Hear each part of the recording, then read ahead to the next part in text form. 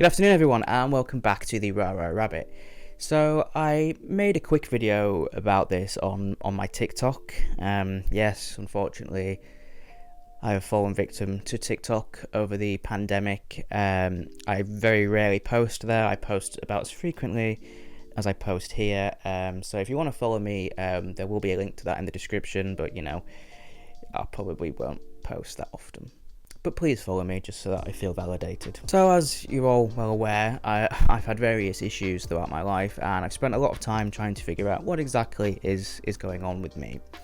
And over the years, people have suggested to me that I might potentially be on the autism spectrum. This was something that I kind of rejected because I guess my view of autism, my beliefs around autism, my knowledge around autism was very, very limited. And I guess I saw autism as either being like, Rain Man or Forrest Gump, or some of the kids in my primary school who had a lot of learning disabilities and were clearly quite impaired in a lot of things, like socially and so on. So the image I had of autism wasn't exactly accurate. In many ways it was quite stereotyped and quite stigmatized as well. So for me, I didn't understand why anybody would think that of me. And as well as that, I guess my beliefs around autism or my view of autism was very much based on how autism affects AMAB people. Now for me, I am trans, I am female to male, and I wasn't aware that autism typically kind of presents itself in a different way in girls or AFAB people, which is something I only kind of recently, or within the last few years, looked into and realised that potentially that could be me. Now when I was younger, I had a lot of stimming behaviour. Again, I never knew what stimming was, and I used to kind of really rub my hands together very intensely, and my face would do all kinds of things. I wasn't bullied for it necessarily, but that was kind of what I was known for at school. Like, I was the kid with the hand movements, and my family used to point it out a lot, and it was just the thing that I did, that I was known for. So when I kind of was considering that maybe people were right, maybe I was autistic, I tried to look back on things and watch old videos of when I was younger, and the more I kind of thought about it and thought about the various struggles that I've had, the more it kind of made sense to me. So I know when I was younger, I didn't even believe that I was human, and to be honest, sometimes I still feel that way. And a lot of that was just based on I didn't feel like I was part of the world. I didn't feel like I belonged here. I felt very, very different. And I thought that maybe I was from not necessarily another planet. I don't think I thought of myself that way, but I felt like whatever it was, I was from somewhere else, and there'd been a big mix-up, and I'd got placed here, and maybe my job or my purpose was to figure out human beings and figure out how to be a human being and how to live on this planet. I thought that was my mission, and I really I don't know why I felt that way. I had a lot of trouble connecting with people. I think emotionally, I had a lot of trouble with my own emotions, understanding where they came from and why I felt them. I felt things very, very intensely, and I still do occasionally. But I am a very dissociated person. We'll talk about that later on. But like for me, emotions were very, very difficult to understand, were very difficult to process.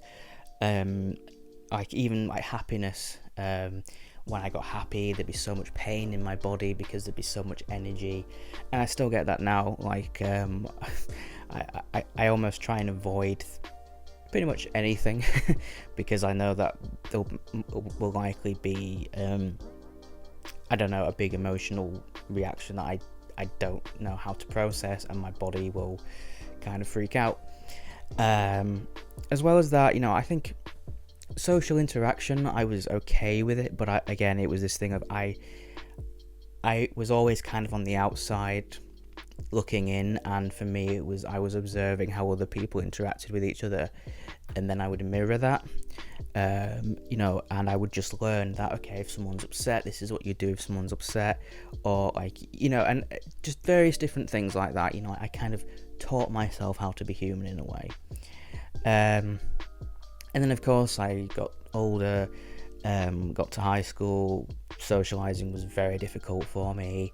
Obviously, at that point, I was going through puberty. My body was changing in a way that I didn't really like, because although at that point I hadn't quite figured out that I was trans yet, I knew something wasn't right. As well as that, I started hearing voices, all of that stuff. Like I said, I'll get into that. So I've had lots and lots of challenges, and so I thought, well, possibly I am on the spectrum, and possibly that has caused a lot of trauma throughout my years that might have contributed to me developing dissociative identity disorder. That might be one part of the puzzle. So I referred myself to the autism team, and I had an assessment roughly about a year ago, I think, which was just me kind of talking, trying to give as much information as possible. After that, I think I got like a form for my mum to fill in, because my mum would have been the person who would have seen the most, I guess. And she had to kind of fill it out about my childhood. Unfortunately, the majority of the questions she put, I don't remember, because she doesn't really remember much. So she couldn't really provide a great deal of information. And then I believe it was maybe 3 months ago, maybe a bit longer, that I had my final part of the assessment. And basically they said they weren't able to diagnose me with autism because they didn't have enough information about me. There wasn't enough information about my childhood, and like I said, my mum's the one who would have the most information about that, and unfortunately she doesn't remember much about my childhood. And as well as that, I think my mum wouldn't have seen everything because I've always hidden things, so that's kind of difficult. But they did say to me that I had some developmental issues. So they said, like, in terms of my sensory perception, social interaction, and I think like emotional processing, like I have issues with those things. They said it was quite clear, but there wasn't enough information for them to, go ahead and say, yeah, you're on the autism spectrum. And I don't know, I wasn't really sure how to feel about that. I mean, and another thing as well was because I'm trans, for some reason that complicates things, which I don't really understand, because it's quite common for trans people to be autistic, and I know there's a lot of research kind of going into that at the moment, but for some reason, because I was trans and because I've got dissociative identity disorder, I think it was very difficult for them to really know what was what.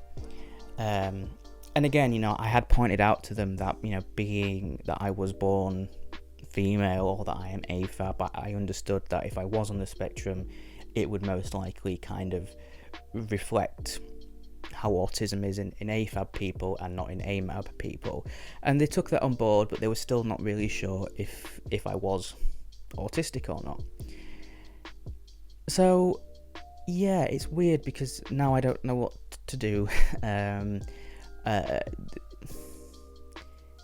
I mean, even if it had come back that I was autistic, I don't know if I would have had any further support or access to any other services. I think for me it was mostly just about just understanding what's going on with me and why I am the way that I am. So yeah, it's kind of difficult to know what I'm supposed to do from here in terms of that, because again, like when I was having the assessment, I'd mentioned about DID, and sometimes the way that I present is going to be very different from day to day. And like, for example, if Robin is at the front, if Robin is taking over, Robin is a child, so the way that I look to people is very childlike. And if people think that's what I'm like all of the time, then they're going to base their assessment on, or their judgment on that. It's like sometimes I've had Ted be at the front, and Ted is very good at speaking and is very good at it's kind of no nonsense and very assertive, which is very different to how Robin would be. So I kind of worry that sometimes people might see that part and assume that that's me. But the thing is, if I was on the spectrum, then all of my alters, all of my parts would also be on the spectrum. But it would potentially affect them in different ways. Yeah. So basically, I have no idea what's going on, and I don't really know what I'm supposed to do from here. And if you're someone who has kind of gone through a similar thing to me, it'll be really good to hear about your experiences. I guess as well with other trans people who have been diagnosed with autism, or who are trying to seek out an autism diagnosis. It would be cool to hear how that's gone for you. So yeah, thank you very much for watching, guys. I've been Max, aka the Rara Rabbit. I'll see you in the next video.